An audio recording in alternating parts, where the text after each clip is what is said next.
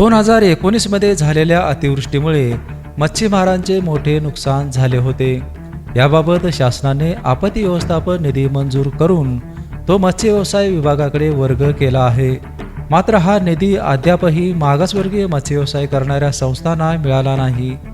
भुदरगड तालुक्यातील पिंपळगाव येथील कृष्णानंद मागासवर्गीय मत्स्य व्यवसाय सहकारी संस्थेने हा निधी मिळावा म्हणून सहाय्यक आयुक्तांकडे प्रस्ताव पाठवला आहे। शासनाकडून प्राप्त झालेला निधी मत्स्य व्यवसाय करणाऱ्या कार्यालयाकडे पडून असतानाही सहाय्यक आयुक्तांनी तो मागासवर्गीय संस्थांना देण्यास टाळाटाळ केली आहे। शिवाय हवाई अंतराचा नियम लावत काही सर्वसाधारण गटातील संस्थांना बेकायदेशीरपणे हा निधी देण्यात आला आहे। त्यामुळे कृष्णानंद मत्स्य व्यवसाय संस्थेचे प्रमुख संदीप सांगावकर यांनी जिल्हाधिकारी यांच्याकडे तक्रार दाखल केली आहे।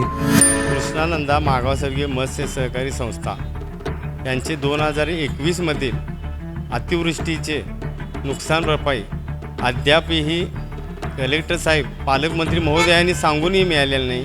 गेले 3 वर्ष हे पैसे सहाय्यक आयुक्त मत्स्य विभागाच्या अकाउंटवर होते। ठराविक संस्थेंना जरी संस्थेचे क्रियाशील सभासद नसले तरीही आमचे ते क्रियाशील सभासद आहेत असं दाखवून ठराविक संस्थेंना दिलेलं आहे। तीच आमची रास्त मागणी आहे। ते आमचे 2021चे आमच्याही सभासदांना ती नुकसान भरपाई मिळावी ही एक मागणी आहे। व रयत मच्छीमार सहकारी संस्था जी चुकीच्या निकषावर चुकीच्या आधारावर स्थापन झालेली आहे।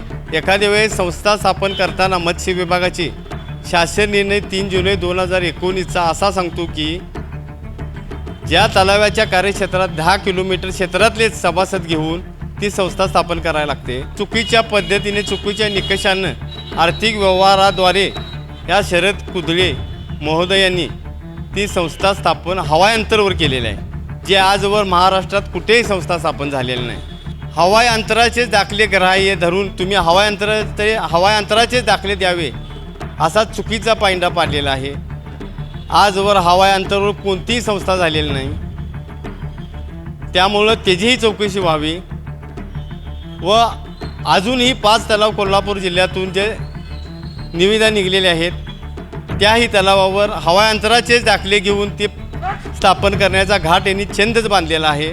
व सर्वसामान्य स्थानिक धनग्रस्त प्रकल्पग्रस्त मागासवर्गीय लोकांना याचा अन्याय होतो।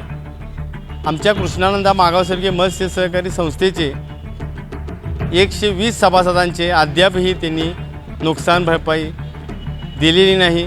ती त्यांनी तात्काळ द्यावी, अन्यथा आम्ही कोल्हापूर जिल्हाधिकारी ऑफिसला घेराव घालण्याचा व अमरण उपोषणाचाही इशारा देतो। बिपिनसाठी कोल्हापूरहून विजय यशपुत्र।